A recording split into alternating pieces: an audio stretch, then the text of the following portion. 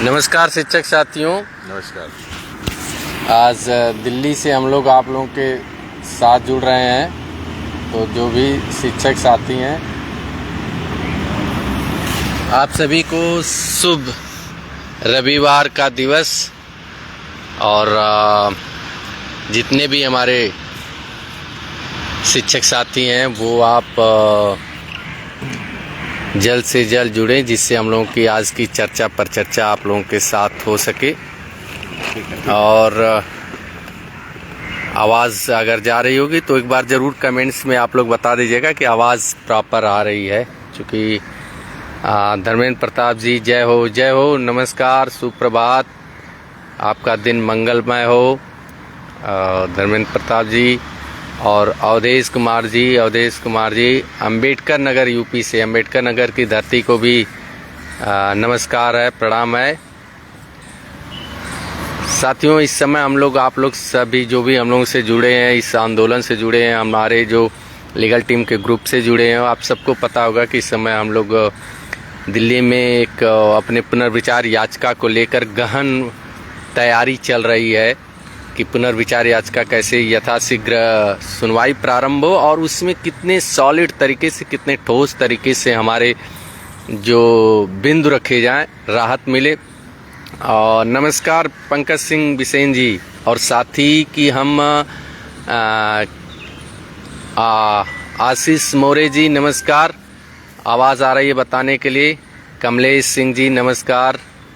ललित अग्नोत्री जी, noted before RT, right. और सीमा गिरी जी, मुकेश कुमार श्रीवास्तव जी, नमस्कार मुकेश जी। राजू मिश्रा जी, प्रणाम भाई साहब, नमस्कार, सुप्रभात। तारकेश्वर श्रीवास्तव जी, स्वागत है इस रविवार की सुबह में, छुट्टी की सुबह में। आप लोगों को लगता है कि लीगल टीम ने थोड़ा आपकी छुट्टी में से कुछ समय लिया है। ब्रजेश सिंह जी, नमस्कार। राकेश दुबे जी, राघवेंद्र सिंह जी, हमारे क्रांतिकारी साथी, राघवेंद्र रूपराजन जी, नमस्कार। बाकी किस तरह हमारी ये जो रिव्यू की सुनवाई है वो ओपन कोर्ट में जाए, उसकी एक सॉलिड कंक्रीट प्लानिंग हम लोग कर रहे हैं, विधिक। और हनुमान प्रसाद जी, नमस्कार। विपिन कुमार जी, नमस्कार। विनय श्रीवास्तव जी, नमस्कार। प्रेम यादव, प्रेम नारायण जी, नमस्कार। प्रभात कुमार जी, नमस्कार। यशन मितानी जी, नमस्कार। रवि प्रकाश यादव जी, जय हो। और अखिलेश शर्मा जी, हमारे बड़े ही क्रांतिकारी साथी, नमस्कार। ब्रजेश राही जी, अमरनाथ जी, रचना मिश्रा जी, अजीत सिंह जी, आनंद कुमार मिश्रा जी, अमित बैस, मानी नरेंद्र जी, नमस्कार। मुचिंद्र सरोज जी, नमस्कार। ओक विश्वनाथ जी, प्रमोद कुमार जी, हमारे वाराणसी के साथी बहुत ही, और बद्रीनाथ गुप्ता जी, जो कि समाज सेल के मीडिया के एक तरह से कह सकते हैं कि प्राणवायु की तरह हैं, काम करते हैं। राकेश जी, अनुज भैया, हमारे बड़े भाई, बड़े क्रांतिकारी, जिनके मार्गदर्शन में हम लोग सदैव काम करते हैं। अमरनाथ जी, प्रेम नारायण जी, संजय पांडे जी। यह सही, आपने सही कहा, लीगल टीम के नेतृत्व में बढ़िया होगा। इसके लिए हम लोगों ने फुल प्लानिंग किया है। इन्हीं सब मुद्दों पे बात करने के लिए हम और हमारे विधिक एक्सपर्ट संतोष बघेल जी आप लोगों के बीच हैं। और बद्रीनाथ गुप्ता जी का पुनः मैसेज आया। संध्या जी, बहुत बहुत सुबह का आपको भी नमस्कार। आप निरंतर हम लोगों को प्रोत्साहित करते रहते हैं। राजकुमार सिंह पिंटू जी, नमस्कार।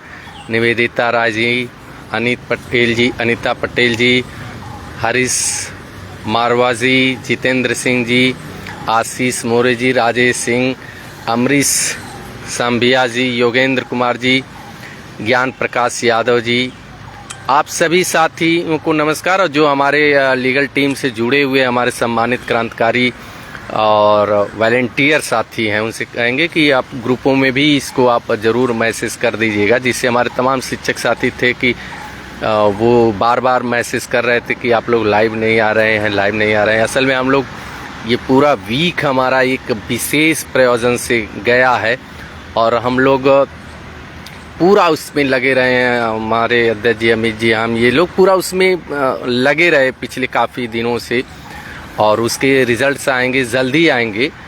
और रवि कुमार जी, सुहेल मोहम्मद अख्तर जी, तो हम देते हैं कुछ। बघेल जी चर्चा पर चर्चा शुरू करें, हमारे तमाम साथी। चूँकि आज रविवार का दिन है, हमने सोचा आप लोगों का नाम ले लें, शिकायत रहती है। नवीन जी, दीप्ति गुप्ता जी, नमस्कार मैम, आप एक जिम्मेदारी भी निभाती हैं। सुरेंद्र प्रताप जी, कमलेंद्र कुमार शुक्ला जी, डॉक्टर मनीष जी, हमारे बड़े क्रांतिकारी शिक्षक साथी हैं और हमेशा संगठन के और शिक्षक हित के कार्य में प्रथम पंक्ति में खड़े रहते हैं। ज्ञान प्रकाश यादव जी, केडी सैनी जी, नौरुद्दीन सायद जी। तो साथियों, आज हम लोग रुचि साक्या जी, नमस्कार, गोपाल मीणा, प्रदीप त्रिपाठी जी, अवधेश कुमार। अब अपना हम लोग जो कहते हैं हम लोग कि अब हमारी लीगल टीम जो हो वो कश्मीर से कन्याकुमारी, अटक से कटक, यानी पूरे भारत के भूभाग पे प्रत्येक टेट अनिवार्यता काले आदेश से प्रभावित शिक्षक साथी की अपनी आवाज़ है, और प्रत्येक टेट प्रभावित शिक्षक साथी का सुरक्षा कवच बन चुका है ये लीगल टीम, जो निरंतर ये प्रयास कर रहा है। हमारे बीच हमारे बड़े ही कर्मठी संघर्षशील एक योद्धा हम लोग कहते हैं, हमारे शैलेंद्र जी जो संयुक्त महामंत्री जी हैं, आपका स्वागत है। कौशलेंद्र सिंह जी, हम चाहेंगे कि अब बघेल जी अपना स्टार्ट करें, फिर हम जुड़ते हैं बीच में। और वो चालू करिएगा, इसका पासवर्ड क्या है, इसको ज़रा चालू कर दीजिए। जी नमस्कार सभी साथियों को। आज इस लाइव सेशन में दिल्ली से हम लोग जुड़ रहे हैं। आपसे आवाज़ जा रही है मेरी ना? हाँ ठीक है। सभी हमारे साथी, देखिए सच्चिदानंद जी अभी जुड़े हैं, बनारस के हमारे संघर्ष से साथी, और जितने भी साथी हमसे जुड़े हैं और जुड़ रहे हैं उन सभी को नमस्कार। और आप सभी लोग ठीक हैं? बिल्कुल बिल्कुल ठीक रहिए, कोई दिक्कत नहीं है। हम लोग यहाँ पर सारे जो भी हमारी विधिक तैयारियाँ, उसके पहलू दर पहलू हर चीज़ों पर पूरी तरीके से निगाह गड़ाए हुए हैं और अपना 100% दे भी रहे हैं। हम लोग अनुभाग में भी गए और जो भी चीज़ें हैं, जो भी हम लोगों को वहाँ पर अपने कंप्लाइंसेस थे, वो भी हम लोगों ने देखा। जो डिफेक्ट्स थे, वो डिफेक्ट्स में क्या अभी किस चीज़ की अभी किस डिफेक्ट्स में अभी कुछ अगर मेजर फॉल्ट है या क्या है, तो वो सभी चीज़ों पर भी हम लोगों ने वहाँ पर अनुभाग में संपर्क किया और वो जल्द से जल्द होने की पूरी उम्मीद है। जैसा कि आप सभी लोग जान रहे होंगे कि बहुत लोग पूछते भी हैं फ़ोन करके, हमारे प्रिय भाई प्रिय बहनें, तो उनका एक बड़ा ही मासूम सा प्रश्न होता है। मैं उस पर आऊँगा क्योंकि ये पूरा इंटरेक्टिव सेशन है, इसमें आप हम बिल्कुल जुड़े हैं, डिजिटली कनेक्टेड हैं। कुछ अगर एंटीसिपेटरी कोई भी क्वेश्चन है तो आप पूछ भी सकते हैं हमसे। तो उनका एक बड़ा मासूम सा प्रश्न होता है। मासूम सा प्रश्न ये होता है, बड़ा जज्बाती प्रश्न भी होता है, मासूम भी होता है, और बहुत ही जिसको कहेंगे कि एक ऐसा प्रश्न होता है जिसके लिए भाई हर शिक्षक जुड़ा हुआ है। वो प्रश्न हर शिक्षक से जुड़ा हुआ है। 25 लाख जो 1 सितंबर के आदेश में, वो प्रश्न ये होता है कि सर ये हो तो जाएगा ना, हमारे फेवर में हो तो जाएगा ना? तो मैं यही कहता हूं कि ना होने का कोई कारण नहीं है, होने के सारे कारण। ना होने का मतलब इस आदेश से आपको लाभ मिलने ना मिले ऐसा कोई कारण नहीं है। इससे आप बाहर निकलने के सारे कारण मौजूद हैं। So many ample reasons, so many ample anticipatory factors, so many anticipatory logic, so many anticipatory legitimate points are there to evacuate, to beneficially adaptable for all the teacher who has been affected by this unbehavioral order. मतलब सारे तरीके मौजूद हैं, कुछ भी ऐसा negative आपके खिलाफ नहीं है। कभी भी ये मत सोचिए कि आप इस दुष्चक्र से, इस आदेश से अब बिल्कुल बाहर नहीं निकलेंगे। ये अपने मन से, अपने मनोमस्तिष्क से और इस ट्रामा से बाहर पहले निकलिए। क्या होता है, एक अकिंचित डर होता है, एक अप्रत्याशित डर, वो फोबिया नहीं होता। एक नेल्सन मंडेला की लाइन बहुत अच्छी है, मैं आपको बताना चाहूँगा, और वो लाइन यही है, it always seems to be impossible is always seems to be impossible until it's done. जब तक कोई कार्य आप नहीं करते तब तक क्या लगता है, वो असंभव लगता है ना। तो वो नेल्सन मंडेला की लाइन हमेशा याद रखिए कि कोई भी कार्य तब तक के लिए कठिन है या असंभव है जब तक कि हम उसको कर नहीं ले जाते, है ना। और ये काम इतना असंभव नहीं है, कठिन है। असंभव की श्रेणी में हम नहीं रखेंगे, कठिन है। कठिन का मतलब ये है कि जैसे किसी भी अगर वैधानिकता को आप चुनौती दे रहे हैं, अगर आप अपने आप को अपने अभ्यर्थन के लिए, अपनी पुष्टता के लिए अगर आप एक तार्किक चुनौती दे रहे हैं, तो उसके लिए थोड़ा सा आपको विधिक प्रक्रियाओं का अनुपालन करना पड़ेगा, उसके प्रोसेस से आपको होकर गुजरना पड़ेगा कि हमारे लिए जो क्लैरिफिकेशन हमारी सरकार ने दिए हैं उसको एविडेंट करिए कोर्ट में। उसके लिए थोड़ा समय लगेगा, थोड़ा सा पेशेंस रखना पड़ेगा, थोड़ा सा समय देना पड़ेगा, थोड़ा सा जो फॉलोअप है, जो उनके मिनिमम फॉर्मेलिटीज़ हैं कोर्ट्स के, वो हमको पूरा करना पड़ेगा। क्योंकि कोर्ट का आदेश क्या आया है, डबल बेंच का आया है। अब यहाँ पर रिव्यू भी हमारे पास है। रिव्यू ही इसका एक बहुत आवश्यक अंग है, हिस्सा है, जिसमें कोई भी फैसले के लिए जब हम समझते हैं कि इस रिव्यू में हमारे पक्ष को नहीं सुना गया, हमारे पक्ष को लेकर किसी तरीके का पूर्वाग्रह बना, हमारे पक्ष को लेकर किसी तरीके की विचलन की स्थिति उत्पन्न हुई है, हमारे पक्ष को लेकर कहीं न कहीं से हमें नोटिफाइड नहीं किया गया, हमारे पक्ष को लेकर कहीं न कहीं से हम जो एडमिसिबल कर सकते थे उसके लिए हमको विधि के सम्मत समानता का अवसर प्रदान नहीं किया गया, तो रिव्यू के लिए आपके तर्क और रिव्यू सुनने के वाजिब जो है व्यवहारिकता बनती है। और इसीलिए हम बार बार कहते हैं कि रिव्यू क्यों नहीं ओपन कोर्ट में सुना जाएगा। पहली बात ये ध्यान रखिए, रिव्यू को लेकर कहते हैं कि क्या रिव्यू ओपन कोर्ट में, रिव्यू तो हमेशा चैम्बर की बात होती है, उसमें जैसे हम आते हैं चैम्बर में फाइल्स मंगाते हैं और रिव्यू के सेटअप को देखते हैं, रिव्यू के वो देखते हैं कि इसमें रिव्यू में क्या है, किस तरह का हमने फैसला दिया, उस पर हमें रीअसेसमेंट की ज़रूरत है। लेकिन मसला ये है, मैं पिछले वीडियो में भी आपको बताया था, ये मसला ऐसा छोटा मोटा व्यक्तिगत पर्सनल या इंस्टीट्यूशनल या किसी भी एक स्टेट से रेफरेंस में नहीं है। ये मामला पूरे भारत के शिक्षकों के विषय से जुड़ा हुआ है, जिसमें रिव्यू अपरिहार्य रूप से होना ही है, बिल्कुल होना है। कहाँ, ओपन कोर्ट में ही होना है। ये बिल्कुल, इसको टाला नहीं जा सकता। It is quite inevitable that it must be heard in the open court and all the bench, respective bench will heard in open court only.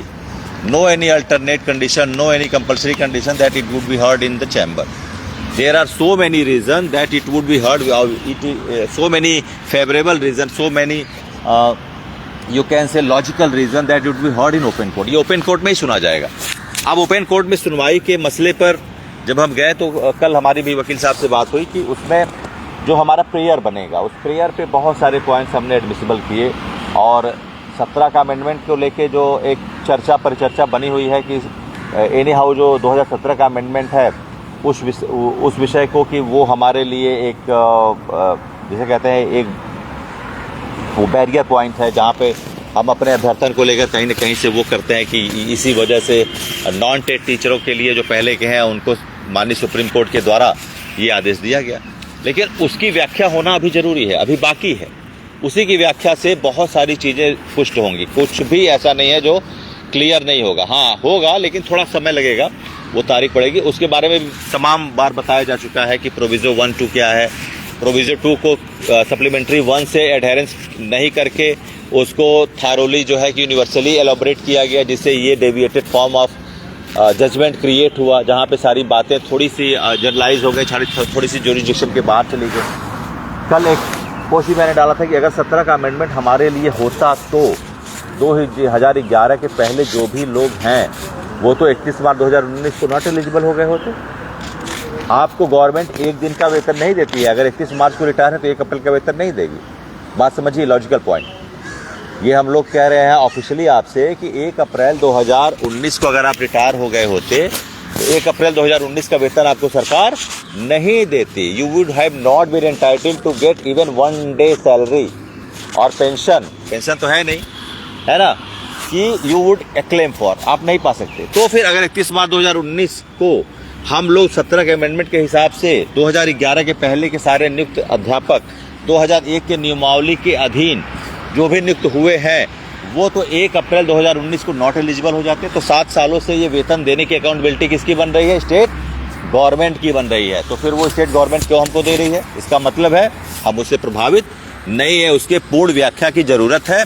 और वही व्याख्या हम अपने रिव्यू में ओपन कोर्ट में अपने माननीय वरिष्ठ काउंसिलों से कराएंगे। एक जो मैं थोड़ा सा जो हमारे माननीय समाचार पत्र हैं और जो कुछ पोर्टल हैं उनको मैं भाई बताना चाहूँगा कि आप लोग इतनी जल्दबाजी में बिना किसी विश्लेषण के किसी भी तथ्य को इस चीज़ से जोड़कर सामान्यीकृत कर दे रहे हैं और अध्यापक पैनिक हो जा रहे हैं। फरवरी 2012 का जो निर्णय आया हरियाणा सरकार का, उसमें साफ साफ लिखा है कि फरवरी 2012 के विज्ञापन में जिन शिक्षकों की नियुक्ति हुई है उनके विज्ञापन में साफ साफ लिखा था कि उनको टेट देना है 2015 तक, ये साफ साफ लिखा था।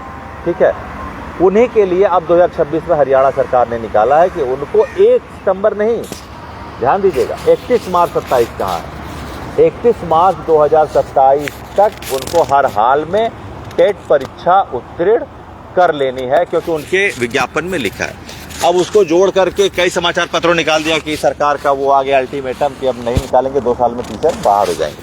अभी आपको मैं बता दूं कि 1 सितंबर 25 के आदेश के कंप्लायंस में किसी भी राज्य सरकार ने यह नहीं निकाला आधिकारिक रूप से कि 1 सितंबर 2027 तक अगर आप टेट परीक्षा नहीं देते हैं तो आपको हम बाहर कर देंगे, ये नहीं निकाला। हाँ, ये है तमिलनाडु में सेवारत जो एक परीक्षा की बात आई है, उसके बारे में बता दूं कि कुछ प्रदेश ऐसे, आंध्र प्रदेश में भी आया था जिसमें ऑप्शनल परीक्षा की बात कही गई है। तो कुछ स्टेट ऐसे हैं जो कंटेम्प्ट से बचने के लिए एक थोड़ा सा, जिसको कहते हैं कि स्टैंड बाय मोड में एक अपना एक रखते हैं कि भाई हमने परीक्षा कराई है, लेकिन ऐसा कुछ नहीं होने वाला है। इन सर्विस जो है टेट की बात, अभी सारे स्टेट्स कोई ऐसे नहीं है। अभी चूंकि मामला कोर्ट में है, जब तक फाइनल डिसीजन नहीं आ जाता तब तक उस फैसले में अंतिम रूप से कोई भी निर्णय लेने का अभी जल्दबाजी नहीं करना चाहिए राज्य सरकारों को, क्योंकि हमारे अभ्यर्थन के विषय पे जब तक वो पुष्टता माननीय उच्चतम न्यायालय द्वारा नहीं हो जाता तब तक जल्दबाजी नहीं करनी चाहिए इस विषय पर। जी, और तमाम साथी जो मैसेज कर रहे थे, आप लोग बार बार एक ही चीज पूछ रहे हैं कि 2017 का जो संशोधन है, जो प्रोविजो है, जो जाकर 23 सेक्शन 23 के में जुड़ता है, उसको लेकर के उसी पर माननीय न्यायाधीश दीपंकर दत्ता जी ने ये 1 सितंबर 2025 का आदेश पारित किया टेट अनिवार्यता का। साथियों, उसको लेकर आपकी लीगल टीम की बहुत ही ठोस तैयारी है। बार बार हम आप लोगों से कह रहे हैं कि हम लोग विगत कई दिनों से यहाँ डटे हैं, ठंडी में भी डटे थे, अभी भी डटे थे। आपकी लीगल टीम लीगल तरीके से, हम लोग कह रहे थे जो न्यायिक लड़ाई लड़ रहे हैं कि न्यायालय से हमें राहत मिले, जो लोग 1% करते थे हम लोग उसको 100% करके दिखाएंगे और न्यायालय से आपको राहत दिला के रहेंगे। अब 2017 का जो संशोधन है, कोई भी कानून आता है उसका मूल भावना क्या है, उसका ऑब्जेक्ट क्या है। तो 2017 का संशोधन क्यों हुआ? क्योंकि जो आपको 1 अप्रैल 2010 से 31 मार्च 2015 तक 5 साल का रिलैक्सेशन मिला था, किसको मिला था? ये प्रश्न है, क्यों मिला था? यानी 2017 का जो संशोधन भारत सरकार लाई है सदन के माध्यम से, उसको माननीय सर्वोच्च न्यायालय में हमें सिद्ध करना है कि वो संशोधन क्यों आया, किसके लिए आया और उसका आगे किस रूप में भारत सरकार ने लोगों के सामने लाया गजट, उसकी हम लोग की तैयारी है। आप भी समझ लीजिए कि 2017 का संशोधन क्यों आया, क्योंकि एक 5 साल का जो राहत दिया गया था, रिलैक्सेशन, वो 1 अप्रैल 2010 से शुरू होता था, 31 मार्च 2015 में समाप्त होता था।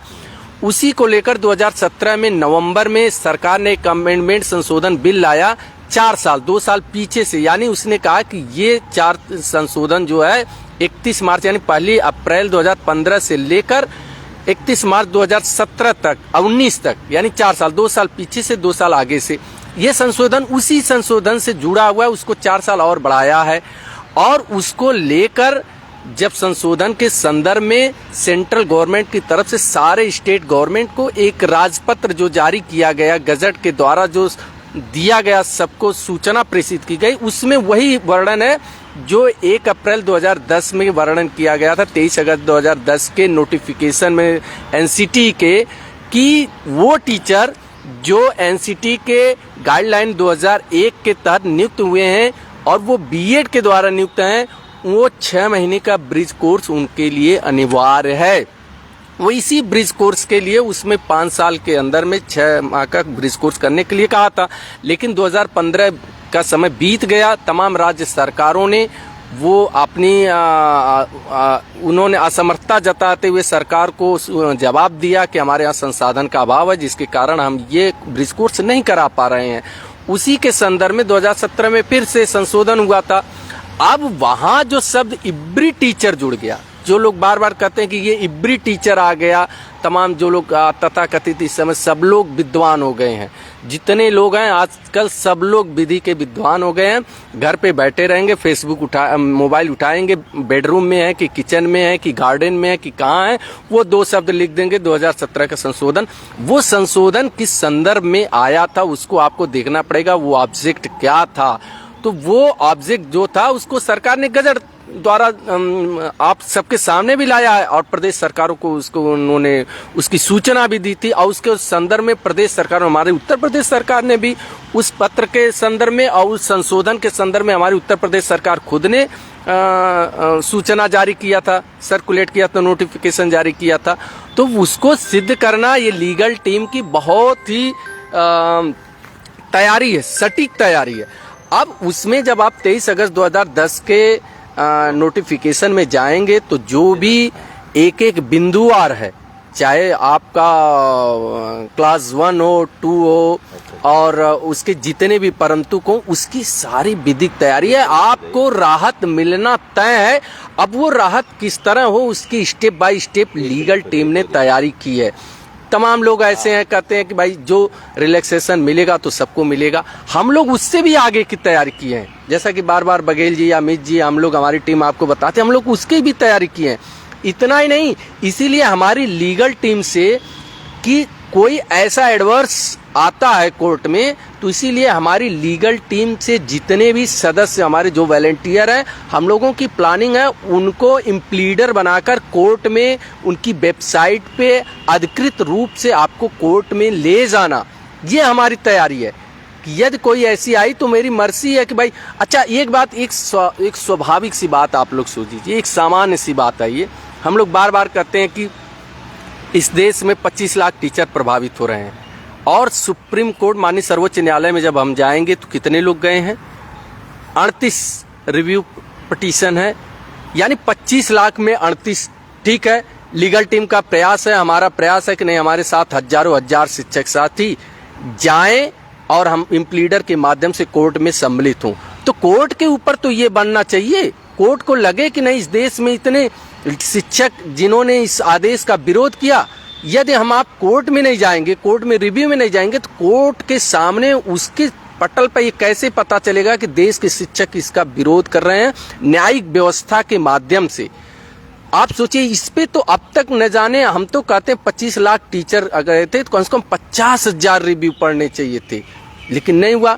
फिलहाल लीगल टीम की तैयारी है, यही तैयारी है। जब हमारे रिव्यू में साथ में इम्प्लीडर के माध्यम से हमारे शिक्षक साथी जुड़ेंगे तो वो एक फोर्स बनता है, एक बल मिलता है कि जब हमारे अधिवक्ता खड़ा होकर कहेंगे कि मैं जिस केस में खड़ा हूं, मेरे साथ इतने शिक्षक जुड़े हैं इस केस में, यानी इतने शिक्षक ये मान रहे हैं कि आपके इस अन्यायपूर्ण, अव्यवहारिक, प्राकृतिक न्याय के खिलाफ आए फैसले से मैं प्रभावित हूँ, मेरा परिवार प्रभावित है, उम्र के इस पड़ाव पे हम कहाँ अब जाएंगे, हमारे माँ बाप की दवाई है, बच्चों की पढ़ाई है, घर की EMI है।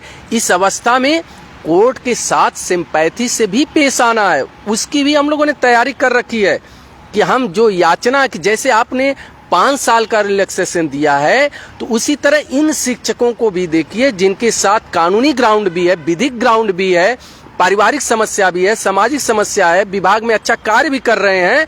तो कम से कम जो लोग आपके साथ आए हैं कोर्ट में, इनको भी राहत मिले, उसकी एक और प्लानिंग हम लोगों ने की है। तो हम लोग एकदम तैयार हैं, जैसा कि सही करें कि 2017 के प्रोविजन को मिथक को तोड़कर दिखाएंगे, उसको लेकर कोई भी शिक्षक साथी पैनिक ना हो।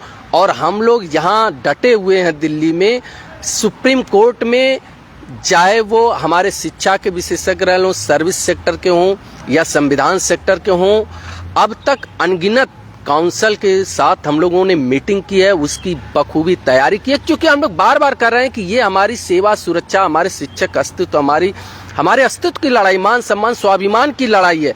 हम 1 इंच पीछे नहीं हटने वाले हैं। हमारी तैयारी इतनी सॉलिड है। जो लोग कह रहे हैं कि नहीं ये ओपन कोर्ट में नहीं होगा, उसके लिए भी हम लोगों की एक तैयारी है। ओपन कोर्ट में कैसे जाएगा कोर्ट ये केस, उसके लिए भी हम लोगों की तैयारी है और अपने तर्कों के साथ तैयारी है। और उसमें कुछ महत्वपूर्ण क्या तर्क हैं उस पर जरूर बघेल जी आपसे चर्चा करेंगे। 1 मिनट। और ये जो साथी आप लोग बार बार ये कहते हैं कि डेट कब आएगा, महत्वपूर्ण ये नहीं है कि डेट कब आएगा, महत्वपूर्ण ये है कि जब डेट आता है तो आपकी तैयारी कितनी तगड़ी है कि एक हेयरिंग में ही आप ये सिद्ध कर दीजिए कि ये जो आदेश है ये हमारे लिए नहीं है, ये 29 जुलाई 2011 के पूर्व नियुक्त या विज्ञापित पदों के सापेक्ष नियुक्त शिक्षकों के लिए नहीं है। हमारी नियुक्ति एनसीटी की गाइडलाइन 2001 के तहत हुई है, जिसमें 23 अगस्त 2010 के भी नोटिफिकेशन में, 29 जुलाई 2011 के भी नोटिफिकेशन में और नवंबर 14 में जो एक नोटिफिकेशन नया गाइडलाइन आया था एनसीटी का, जिसमें पदोन्नति में टेट की अनिवार्यता की गई थी, उसमें भी ये स्पष्ट है कि जो 2001 के गाइडलाइन के तहत नियुक्त टीचर है उनको इससे छूट दी जाती है। तो आप ये मान के चलिए कि हम उसके दायरे में नहीं आते हैं, उसको सिद्ध करना है और उसको हम लोग सिद्ध करके दिखाएंगे। ये पूरी तैयारी है, आप आश्वस्त रहें। जी, तो वही कहने का मतलब है कि पहला तो प्रोमिनेंट प्रश्न यही लोग पूछते हैं, हमेशा बनता है कि रिव्यू होगा कि नहीं। तो रिव्यू क्यों नहीं होगा? तो ये लोग कहते हैं हियरिंग होगी कि नहीं, तो हियरिंग क्यों नहीं होगी? हियरिंग और रिव्यू इसलिए ज़रूरी है होना ओपन कोर्ट में कि 1-2 लोगों का मसला नहीं है। अगर 1-2 लोगों का मसला होता, बहुत बार कुछ लोग पूछते हैं कि सर पहले तो हियरिंग हो और ओपन कोर्ट में हो, क्या ऐसा संभव है? क्यों नहीं संभव है? अगर संभव नहीं होता तो क्या 11 स्टेट्स आज आई हैं रिव्यू में, उनकी भी तो कुछ तैयारी होगी, कुछ इम्पैक्ट उनका भी तो पड़ेगा। मोटर अधिनियम के बाद पहली बार इतने सारे स्टेट्स किसी रिव्यू में आए हैं। सिर्फ एक बार मोटर अधिनियम में 8 से 9 स्टेट्स आए थे रिव्यू में उच्चतम न्यायालय में। उसके बाद दूसरी बार ऐसा हुआ है कि भारत में 11 राज्य अपने शिक्षकों की हितों की रक्षा के लिए रिव्यू में आए हैं। तो ये बहुत पॉजिटिव संकेत है और ये बहुत ही डोमिनेंट रीज़न है कि रिव्यू जरूर होगा और ओपन कोर्ट में होगा। कुछ लोग कह रहे हैं कि सर पता नहीं क्या होगा कि नहीं, यहीं पे कर देंगे, जो है कि क्लियर कर देंगे। तो ऐसा कुछ नहीं है, रिव्यू जरूर होगा, उसी के लिए सारा प्रयास किया जा रहा है। जो उत्तर प्रदेश सरकार है, उत्तराखंड है, पश्चिम बंगाल है, उड़ीसा है, सारी सरकारों के जो एवार हैं और जो उनके अधिकृत वकील हैं वो बिल्कुल लगे हुए हैं कि किसी भी तरीके से इस मामले को, चूँकि गंभीरता देखते हुए, देखिए जब नेचर ऑफ केस देखा जाता है और रिव्यू में भी देखा जाता है कि the number of the affected one by this order, कितने लोग इफेक्टेड हुए हैं। पहली बार भारत के में कर्मचारी इतिहास कालखंड में लाखों लाख 25-30 लाख लोग इस आदेश से प्रभावित हुए हैं। तो अगर rare of the rarest case का भी इसको उदाहरण देंगे उसके लिए कि रिव्यू, तो भी कोर्ट इसको ले लेगी। आप इतना से अपवाद में तभी ले लेगी। आप इतने समझिए कि आपकी लीगल टीम की तैयारी, तमाम लोग रिव्यू डालकर बैठे हैं। हम तो यहाँ ऑनलाइन इस प्लेटफॉर्म पे नाम नहीं लेंगे, कुछ तो ऐसे रिव्यू डालने वाले हैं जो हम लोगों से पूछते हैं कि क्या स्थिति है। रिव्यू डाल के तो वो अपने स्टेट में या अपने जगह बैठे हैं, लेकिन वो हम लोगों से डालते हैं। लेकिन जब से लीगल टीम इस रिव्यू में आई है तब से इसकी कानूनी मजबूती, इस विधायी मजबूती को सब लोगों ने देखा है। हम लोग रिव्यू डालकर घर नहीं बैठे हैं, हम लोग दिल्ली की धरती पे सर्वोच्च न्यायालय के चक्कर पे चक्कर लगाकर कहां से किस तरीके से उस अभेद को, किला को भेद दिया जाए, उसकी पूरी तैयारी के साथ हैं। और उसको लिए आप जान लीजिए कि तमाम ऐसे स्टेट के जो स्टैंडिंग काउंसिल हैं उनसे भी हम लोग मिले, व्यक्तिगत मिले, चूँकि उनका फोटो हम आपसे शेयर नहीं कर सकते, वो किसी न किसी सरकार के सरकारी अधिवक्ता हैं, उनसे मिले, उनसे बातचीत की है। उनके द्वारा हम लोग का प्रयास है कि उनका एप्लीकेशन और कुछ चीज़ें ऐसे हैं जो हम लोग को बताते हैं कि नहीं ये करिए। वो भी आश्चर्य लग जाते हैं कि कुछ ऐसे टीचर हैं जो इस तरीके से इस केस में लड़े हैं। लोगों से तमाम हमारे शिक्षक साथी जो व्हाट्सएप पे मैटर देते रहते हैं, कुछ मैटर ऐसे इंटरेस्टिंग लगते हैं, उसको ले जाकर हम अपने वार से सेट करते हैं। ऐसा ही नहीं, जो लोग समझते हैं कि अमित सिंह आदर्श का जो हमारा केस पड़ा है, उसके अलावा भी इसमें हम लोगों की कई ऐसे केस है जो भी अलग अलग पॉइंट्स ले जाकर एनी हाउ एनी हाउ कोई भी पॉइंट नहीं छूटेगा और मामला ओपन कोर्ट में जाएगा, हम लोग जीतेंगे। इसकी सारी विधिक तैयारी। आप सोचिए देश के आप जितने 38 लोग रिव्यू में गए, किसी के एडवोकेट का आप नाम बता सकते हैं? नहीं बता सकते हैं, क्योंकि कौन गया, किसके साथ गया, केवल कोरम पूरा करने के लिए गए, वहाँ गए हैं, रिव्यू में फाइल पिटीशन दाखिल करके आकर घर बैठे हैं, शिक्षकों में कह रहे हैं कि हम आपकी लड़ाई लड़ रहे हैं। ये न्यायिक लड़ाई नहीं है, न्यायिक लड़ाई आपका फेस वैल्यू है, ये रिव्यू का है। रिव्यू में जब तक आप एक फेस वैल्यू वाला बड़े एडिक्वेट के साथ नहीं जाएंगे, तब तक उस जो सुप्रीम कोर्ट है, आप इसकी गंभीरता को समझिए। ये सुप्रीम कोर्ट है जो बार बार कह रहा है कि नहीं सरकार करेगी। सरकार कभी भी इस न्यायपालिका से विधायी कभी टकराना नहीं चाहेगी। सरकार के पास सिर्फ एक हमारा आपका टेट का मुद्दा थोड़ी ना है, सरकार के पास ऐसे तमाम मुद्दे हैं जो उनको अपने वोट बैंक के लिए ज़रूरत पड़ती है, तो वो सुप्रीम कोर्ट में टकरा कर टेट के मुद्दे पर अपने दूसरे मुद्दों पे अपना घिरना थोड़ी ना चाहेंगे, वो कतई ऐसा नहीं करेंगे।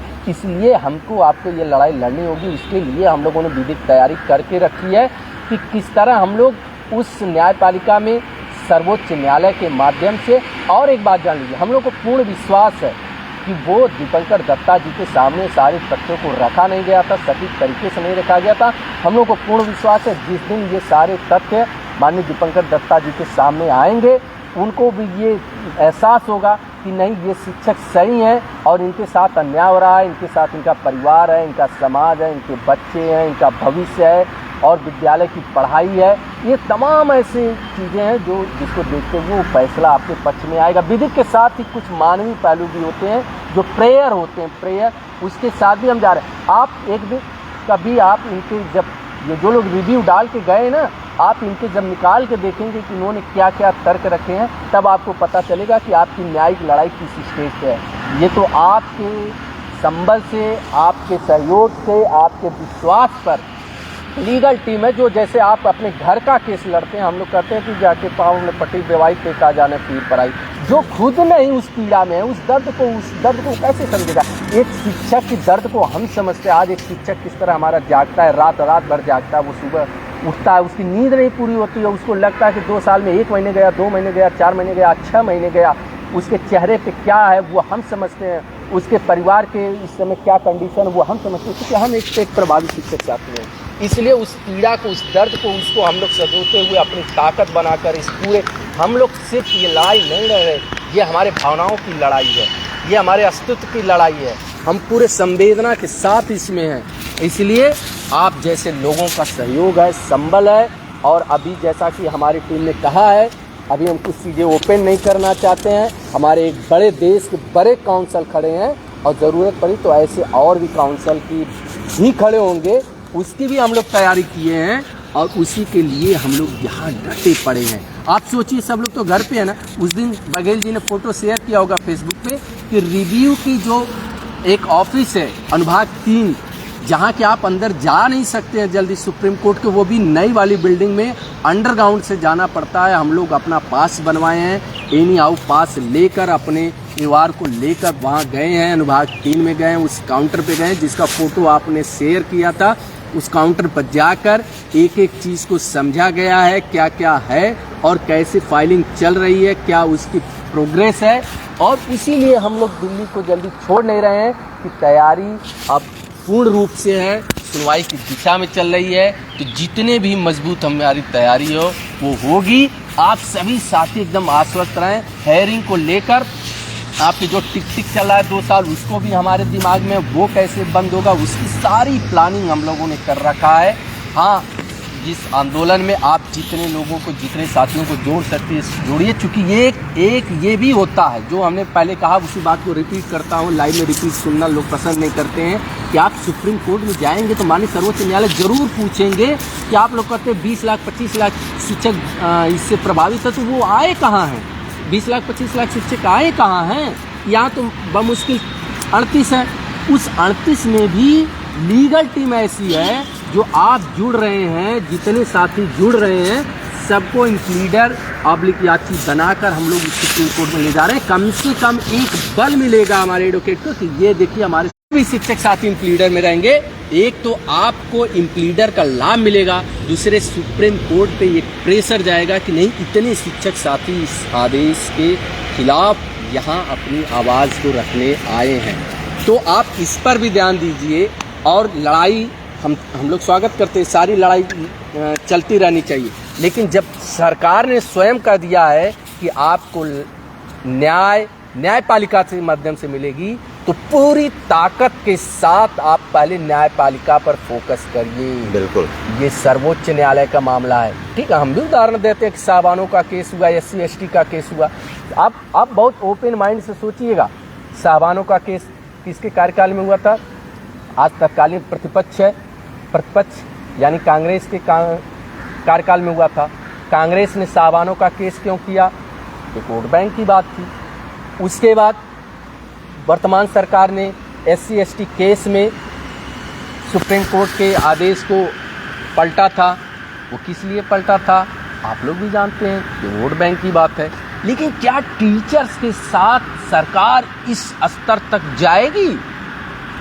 आप सोचिए, जो परसेप्शन हमारे आपके खिलाफ हमारे पीछे बनाया जाता है, हम जहाँ पढ़ाते हैं गांव में, शहर में, हर जगह बनाया जाता है, तो वो आप समझते हुए आप विधिक लड़ाई पर फोकस पहले करिए। आप विधिक लड़ाई को मजबूती दीजिए। और सरकार ने इसीलिए कहा है कि मैं न्यायपालिका के माध्यम से आपको राहत दूंगा। इस बात को स्पष्ट 10 दिसंबर को माननीय धर्मेंद्र प्रधान जी ने हम लोग के मीटिंग के सामने कहा था। माननीय देवेंद्र प्रताप सिंह के साथ जब मीटिंग हुई थी, तो धर्मेंद्र प्रधान जी ने, माननीय शिक्षा मंत्री ने स्पष्ट कहा था कि आप मजबूती के साथ न्यायपालिका में लड़िए, वहाँ रिलैक्सेशन देंगे।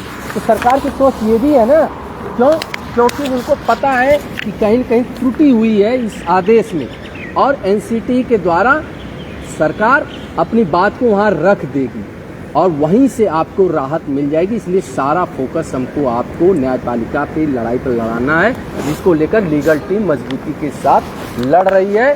और उसी के संदर्भ में हम लोग निरंतर यहाँ बने हुए हैं। कुछ और भी मजबूत अपडेट आपको देंगे, लेकिन ये मान के चलिए जो हम लोग कर रहे हैं, विजय एकदम सुनिश्चित है। जितने भी बड़े काउंसिल या AOR से हम लोग विगत कई दिनों में मिले हैं, सबने एक शब्द कहा है कि फैसला आपके पक्ष में आना सुनिश्चित है। सबने कहा है, किसी ने 1% किसी AOR ने या किसी बड़े काउंसिल ने निगेटिव नहीं कहा है। सबने कहा कि फैसला आपके पक्ष में आएगा। तनिक भी परेशान नहीं होना, टाइम टेकिंग होगा, क्योंकि सर्वोच्च न्यायालय का मामला है। वो कोई एक फैसला दिए हैं तो 1 महीना, 2 महीना, 3 महीने, 4 महीने, 5 महीना, सुप्रीम कोर्ट का भी अपना सम्मान है। थोड़ी देर वो भी टाइम ले रहे हैं, लेकिन आपका केस सुनेंगे। तो ये इसीलिए आज हम लोग आपके बीच आए थे। कुछ और भी महत्वपूर्ण अपडेट 1-2 दिन में आपको लीगल टीम के द्वारा मिलेगी। इसके लिए हम लोग पूरी तरह से प्रयासरत हैं। आप लोग स्वस्थ रहिए, मस्त रहिए, इस टेंशन को भुला दीजिए। आप लोग पूरी नींद लीजिए। जो भी आपकी दिनचर्या थी उसको पूरा करिए। आप पढ़ाई करते थे, मन से पढ़ाई करिए, परिवार के साथ समय बिताइए।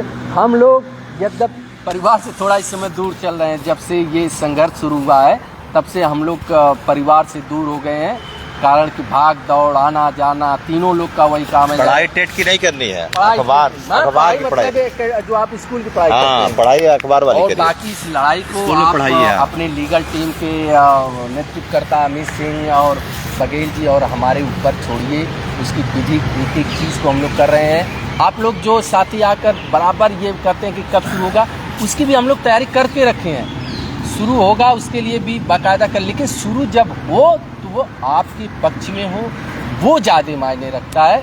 और मार्च का महीना वो भी जवाब आपके प्रश्न को दे देगा कि कब शुरू होगा, कैसे शुरू होगा। पुनः आज रविवार के दिन आप लोग जुड़े हैं, आप लोगों को बहुत बहुत बधाई। और किसी भी बात की जरा भी नेगेटिव मत लीजिएगा, जरा भी नकारात्मक मत रहेगा। कुछ लोग कहते हैं कि वो व्हाट्सएप पे ये आ गया, फेसबुक पे वो लिख दिए, यूट्यूब, जरा भी इसको लेकर आप लोग पैनिक मत होगा कहीं। इसको लेकर हम लोग बराबर आप लोगों से करते रहते हैं। तो अब हम लोग भी चलें, क्योंकि आज भी मीटिंग है, संडे है। यहाँ तो बड़े काउंसिल संडे के दिन तो नहीं मिलते हैं, लेकिन कुछ हमारे शिक्षक साथी हैं। और एक बात, हम लोग पूरी तरह प्रयास हैं, कई स्टेट के शिक्षकों को जगाने का काम कर रहे हैं, कई स्टेट के शिक्षक साथियों को जगाने का कर रहे हैं। बंदर आ गए। यहाँ अभी इस समय हम लोग को उठना पड़ेगा, क्योंकि बंदर आ गए। मोबाइल छील ऐसे वो भी आ गए हैं, आप देख सकते हैं। ये हमारी हनुमान जी आ गए, सेना आ गई है। मोबाइल छील सकते हैं। हाँ, तो ये भी लाइव आने का प्रयास कर सकते हैं, क्योंकि ये अरे ठीक है साथियों, और बाकी जैसा कि बताया गया है कि ये एकदम ओपन एंड शट मैटर है। बार बार हम लोग जो मिलते हैं तो उन्होंने यही कहा, ये ओपन एंड शट मैटर है, बस इसमें हमको हियरिंग मिल जाए। हमारे वकील साहब जो काउंसिल है सीनियर, वो इसमें जब बहस करेंगे तो बहुत सारी चीज़ें क्रिस्टल क्लियर हो जाएंगी। इसमें बहुत घबराने की ज़रूरत नहीं है। बस मसला ये है कि हमको हमारे पक्ष में बात रखने का मौका मिल जाए, और बिल्कुल मिलेगा भी। उसके बहुत सारे तार्किक कारण हैं। हमारी इतनी संख्या है, इतने लोग प्रभावित हुए हैं कि हियरिंग ना होने का तो कोई सवाल ही नहीं उठता, और हियरिंग ओपन कोर्ट में ही होगी। इसके लिए भी हम पूर्ण आश्वस्त हैं। अभी बहुत सारे कल काउंटर में कुछ पॉइंट्स ऐसे भी थे जो हम लोगों ने जुड़वाए, जैसे एनुअल कॉन्फिडेंस रिपोर्ट्स की बात आती है, वो डीएसएसबी के साथ ही है, क्योंकि वो उनकी भर्ती, वो हम लोग बेसिक के हैं तो हमारे में तो नहीं होता एनुअल कॉन्फिडेंस रिपोर्ट, लेकिन उनके में होता है। वो भी हम पॉइंट्स जुड़वाएंगे, और बहुत सारे ऐसे पॉइंट्स फैक्टर हैं जिसपे कोर्ट जो बेंच है वो जरूर संज्ञान लेगा, उस विषय पे गंभीरता से जरूर विचार करेगा कि 25-30 साल की सेवा के बाद इनके साथ इस क्राइटेरिया पे कोई भी एलिजिबिलिटी को लेके क्वालिफिकेशन के आधार पर डिस्क्वालीफाई करने का कोई भी तार्किक कारण नहीं बनता, और उस अफर्मेशन के लिए हम बाकायदे डायरेक्टिव एनसीटी को कराएंगे, और वो हमारे विषय पे, हमारे अभ्यर्थी के विषय पे जो भी क्लैरिफिकेशन है वो देगा। तो मसला सिर्फ 3 बिंदुओं पे जो परेशानी का है कि हियरिंग होगी नहीं, हियरिंग जरूर होगी। दूसरा, हियरिंग ओपन कोर्ट में होगी या फिर वो ओपन कोर्ट में होगी। और तीसरा, नौकरी आप पूरे 62 साल करेंगे, एक दिन कम नहीं। हमारे जो भी शिक्षक साथी दिल्ली के हैं वो 60 साल करेंगे, और जो टेरिटरीज है जहाँ पे भाई 60 साल होता है, लेकिन जो हमारे यूपी के साथी हैं वो 62 साल करेंगे। ये हम लोगों का वादा है। आप थोड़ा सा परेशानी आई है, एक थोड़े समय की दिक्कत है, टेम्पररी है, लेकिन राहत आपको जरूर मिलेगी, और उसके लिए हम लोग लगे हुए हैं। सांस लेने के बाद दूसरा जो सबसे जरूरी काम हम लोग के लिए है वो ये है लड़ाई, ब्रीथिंग जरूरी है। इसके बाद ये बहुत बहुत धन्यवाद। हम लोगों को जैसे लीगल टीम को जुनून है, इसी तरह अपने सेवा की सुरक्षा करना, और उसके लिए हम लोग प्रतिक्षण प्रतिपल समर्पित हैं, पूरे मनोयोग से वो देख रहेंगे। जो भी हमारे साथी ग्रुप में जुड़ेंगे, हमारा नंबर आप लोग इस ग्रुप में जो हमारे वॉलंटियर शिक्षक साथी समर्पित हैं, नंबर जरूर इस लाइव सेशन में डाल दीजिएगा।